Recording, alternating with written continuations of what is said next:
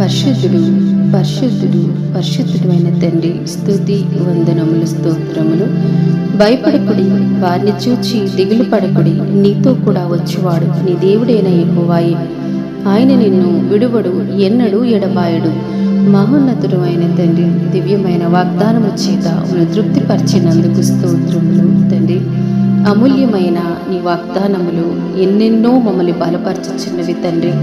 మాకు కలిగిన భయాల్లో మాకు ఎంతో అభయాన్ని అనుగ్రహించుచు, నీ వాక్యములో ఉన్న మాధుర్యాన్ని, ధైర్యాన్ని మాకు అనుక్షణము ఆస్వాదింపచేయుచున్నారు తండ్రి. దేవా, మీరు మా పక్షాన ఉంటుండే మాకు విరోధి ఎవడు తండ్రి? మీకు స్తోత్రములు తండ్రి. శాశ్వతమైన ప్రేమతో మమ్మల్ని ప్రేమించుచున్నారు. విడువక మా ఎడల ఎంతో కృప చూపుతున్నారు తండ్రి. నిన్ను విడువను, నిన్ను ఎన్నడూ ఎడబాయననే గొప్ప వాగ్దానాన్ని మీరు మాకు అనుక్షణము ప్రభువానైనా ఎంతగానో ధైర్యపరిచే నీ మాటల ద్వారా మా జీవిత యాత్రలో తండ్రి మేము పడుతున్న ప్రతి దిగులు విషయంలో కృప చూపుతూ ఎంతో సహాయకుడివై ఉండి మమ్మల్ని నడిపించుచున్నారు ప్రభువా.